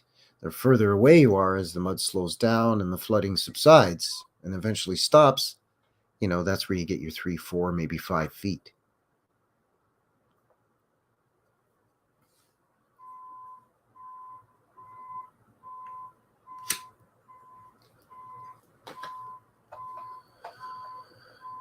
Yeah, Bernie, that sounds like a great idea, actually, because I have not checked it out yet, but I've had a couple of people suggest it to me of the Heart House. Um, I've seen photos of it. I've seen not other channels in our community do it, but I've seen just, like channels, like news reports, talking about the history of the house in terms of the wrestling family, the Hart wrestling dynasty, right? And that was the Hart House, Stu Hart's house, and the basement was the dungeon where they trained the wrestlers, and Stu Hart would make grown men cry by getting them in these wrestling holds and stuff. So yeah, I'm definitely down with the whole doing something like that with the Hart House for sure, because that's definitely another one on my list that I want to hit for the city for sure. Idea.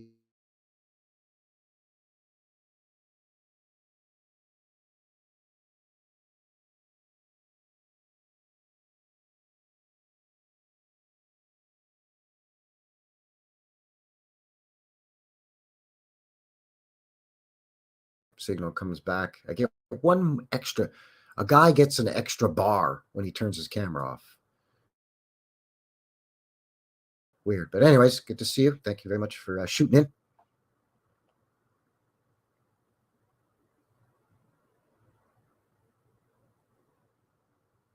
Yeah, I met a couple of the Hearts as well, Bernie. I've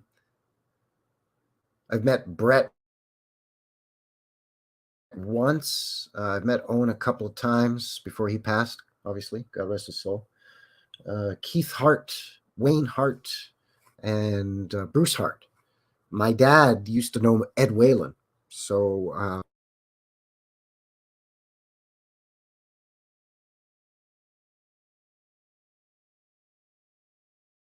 was over, Dad would go over and talk to Ed, and Ed would introduce me as a kid to a couple of the wrestlers and stuff. So it was pretty cool. I didn't know them personally, but I met them a few times. Yeah, very cool.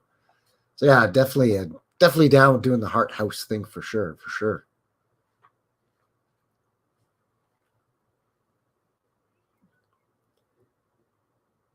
So coming up on 2 hours here, my stomach's grumbling. It's 9:30 p.m. A guy's got to get some food in him. I haven't eaten since lunchtime ish.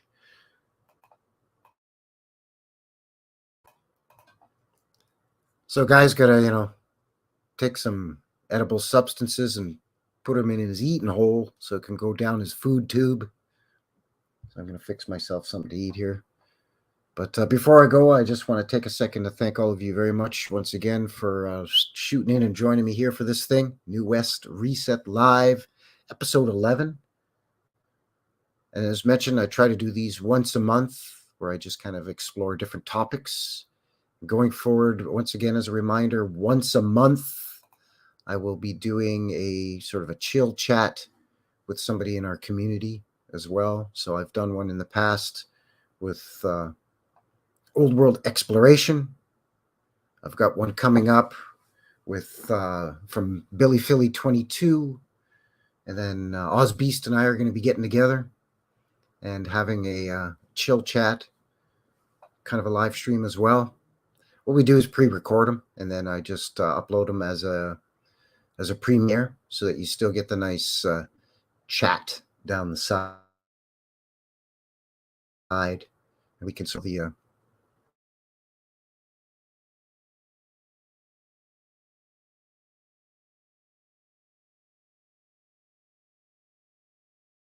definitely going to continue to go forward. The technical difficulties here tonight. My apologies. I don't know what.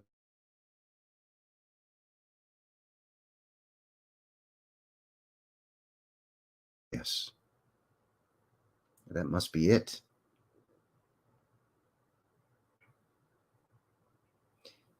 So yeah, keep it tuned here to New West Reset. I have my weekly uploads where I do boots on the ground. I also have my uploads where I find old vintage footage and splice that together with some cool tunage and put that up.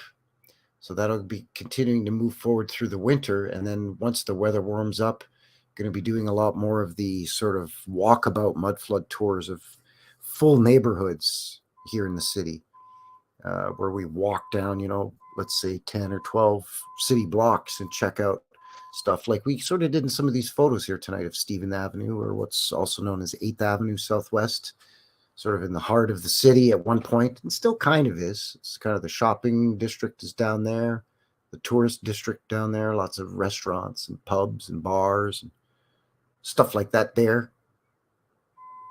So in the summer, we'll be hitting that. And I would love for any of you who live in the area to join me for a meetup of any kind. Bernie and I are hammering out details as we speak to do a meetup.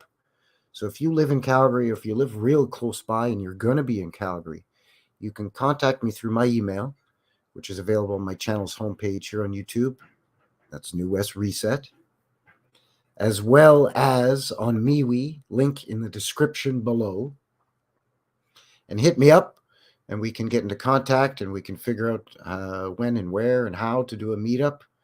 And whether it's just sit over a couple of wobbly pops and chew the fat and shoot the shit, or whether it's heel toe it around an older neighborhood, or even just a couple old buildings close by, I think that would be great. And then, as I mentioned earlier, as we hit summer, I'd love to have a larger group of, 3, 5, 10 of us get together and do a walk through Inglewood, or a big area where a lot of us can kind of do a tour together as a group, make a day of it.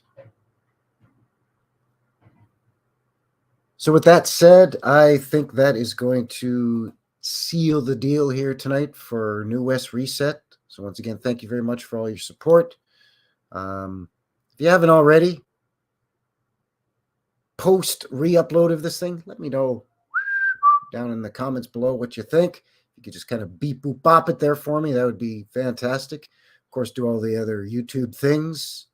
That helps a guy out quite a bit. So until the next one, have yourselves a good one. Thanks a lot, and take care out there. All right. Cheers.